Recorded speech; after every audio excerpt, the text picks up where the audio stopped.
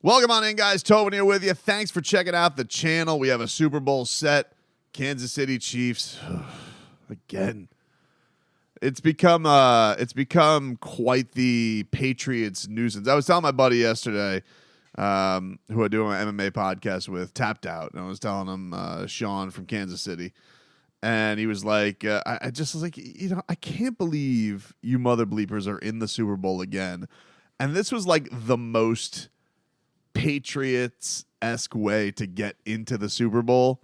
Just like methodically take the ball, take all control, get up a couple scores, and just let you go make the mistakes, and we'll find our way. We'll defend our way into the championship. But it was like, there were some cool catches by Travis Kelce and Patrick Mahomes, obviously. So it was like that Brady Gronk nuisance. And then, they make everybody crumble around them. And yeah, it's tough not to look back on the Dolphins game and be like, you know what? That is just a perennial champion that you lost to. Everybody just seems like if you give them any window of mistakes, you have to play flawlessly against them to go out there and win. You have to play the best game of your life. You cannot allow any kind of mistake. And so feel bad for Lamar Jackson and Zay Flowers, two South Florida guys who are going to get a lot of flack today. But that was a tough one, and they're moving on, and it's just they're this new dynasty. It's going to take a lot to knock them off, because this was the year everybody was like, and a classic like Patriots way. Everybody was like, there's the year. We're going to get him. No receivers. And Travis Kelce looks washed. Two glitzing land with the Hollywood. And sure as bleep, Patrick Mahomes is there at the end, and the Ravens lose. Now, there was some Dolphins, to tie it back locally, there was some Dolphins beef, apparently, where Blake Ferguson, the Dolphins long snapper, had tweeted out something to the effect of, never sat quite right with me. I'll get the exact link here in just a second. But it was basically saying that he liked the fact that the Ravens lost because they ran up the score with Bradley Chubb getting hurt. And if you guys remember, just for good measure, they put up an extra touchdown. Bradley Chubb had that awful injury that had happened, and the Dolphins, of course, give up another touchdown to just make the loss seem even worse.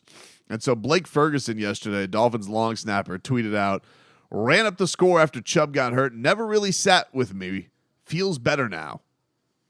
And I'm like, all right, dude. I mean, you're no John Denny, but I mean, do you? Whatever makes you feel more comfortable. But then his own teammate, Javon Holland, he came out and he tweeting shit about the team that beat you is lame. Don't be that guy. And then he, of course, says negative tweets, obviously. So, and Blake Ferguson did go back and he did delete this tweet. I don't know if Javon did. When I saw it last night, it was still up there. I don't think Javon cares. It's like, I'm Javon Holland, you're the long snapper. I got to tell you, I did not feel that way at all with the Ravens. If anything, I was rooting for the Ravens because I was rooting for Lamar Jackson. And I just think that, Lamar Jackson's really easy to root for. It's just tough. I mean, this damn Patrick Mahomes just makes everybody crumble. Like, look, you can look and you can see the array of quarterbacks that are in the AFC with, Josh Allen and Joe Burrow and Lamar Jackson and Tua. And there's a lot of talent. There's a lot of talent. I think if you look at the other side of things, like, Brock Purdy, cool story. And man, he played friggin' onions in that NFC Championship game. Jared Goff got to the conference championship. Jalen Hurts got to the Super Bowl last year. Maybe quarterbacks with some more flaws than in the AFC side, but it doesn't matter because Patrick Mahomes just wins every single time. Laundry's done. And it's frustrating. It's absolutely frustrating as you are hoping the Dolphins can get over that hump.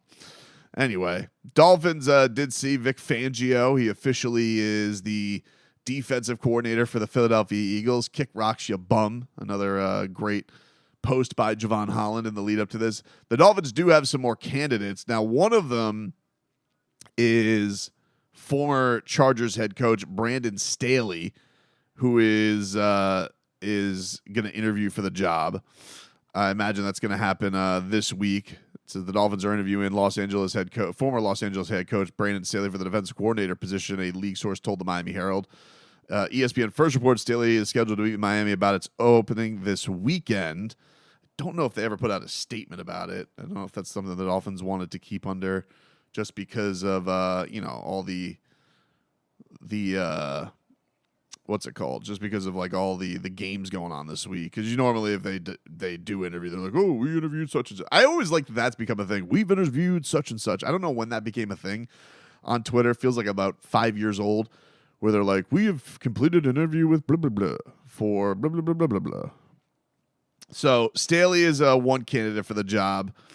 And young coach, same ages as McDaniel, of course, looked upon as a bit of a boob with the Los Angeles Chargers, doesn't like ties, and had an epic collapse as a head coach where they were up 27-0.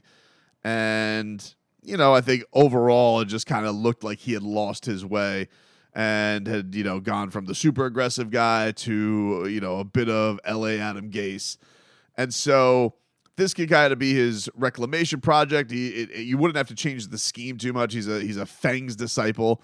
So as far as your guys learning things. But the other thing is, I don't know if that's necessarily what the Dolphins will want to go with, because it didn't seem like a lot of the guys loved the scheme, but I don't know if it was the scheme or the guy, because, even Tyreek Hill had given voice. So you got to connect with your players. You got to have a little bit more of a say in things. And listen, the old don't like to connect with the young. And so certainly we get a younger voice in there.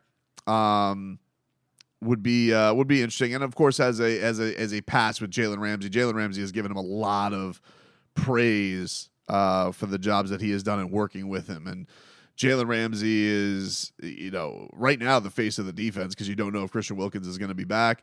Don't know if Xavier Howard's going to be back. Javon Holland's obviously young. I mean, he's the most accomplished defender. He's going to the Hall of Fame. So I do think Jalen Ramsey's going to have a big, big say in that, of what you're going to do when it comes to having me on certain receivers. They also have Ronaldo Hill, who was with Staley and came on over here, which was an interesting conundrum.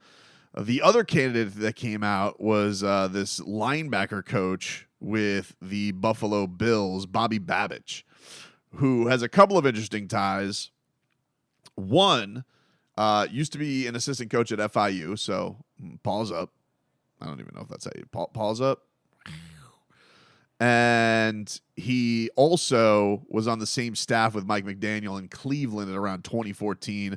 Also, young guy, high energy. Some of his clips, like Mike McDaniel's, were kind of going viral this past week. And he's doing this. He's like, if you look at this, a player, and the player's a silhouette, size, and blah, blah, blah. He was very inspiring. So I definitely could see Mike McDaniel bringing back somebody that he knows, he has a relationship with. Mind you, I think it wouldn't be a bad thing for Mike to do that, because this is going to be his third defense coordinator in 3 years. So if somebody that he is very familiar with, I think is beneficial. I think that communication with the defense coordinator is going to be good, because, this is going to be a big year for Mike, for the game kind of being in his hands. He's not going to be in the spot where, I think he knows this is one of those years where, like, I'm either going to be with this team long term, or maybe if it's not this year, I then get put on the hot seat. So you want to do that, I think, with the idea that you're going to have the most communication possible going into this type of thing. The big front runner that came out of all of this early on was Campanelli. Maybe that's still going to be the source, but I do think the Dolphins do want to do a thorough search and look every which way, because I think it's important. I mean, we saw you want to look at the one thing you could say with the Chiefs is, as much as the story is and the face is Reed, Mahomes, and Travis Kelce, and rightfully so, man, that defense, they've been so friggin' good. They've come up with so many clutch plays, and I think everybody looks at the Dolphins and thinks that they do have a lot of tools at their disposal. Now, maybe we'll have fewer tools when free agency comes around, but they have, by the middle of next year when they get their pass rushing back, likely with Jalen Phillips and Bradley Chubb, you likely will be in a spot where you're going to have a lot of tools at your disposal to bring a badass defense together. And as we saw this week, and I think especially with the way this team's probably going to go is like probably surge offensively in the first half, then we'll see if they can adjust in the second half.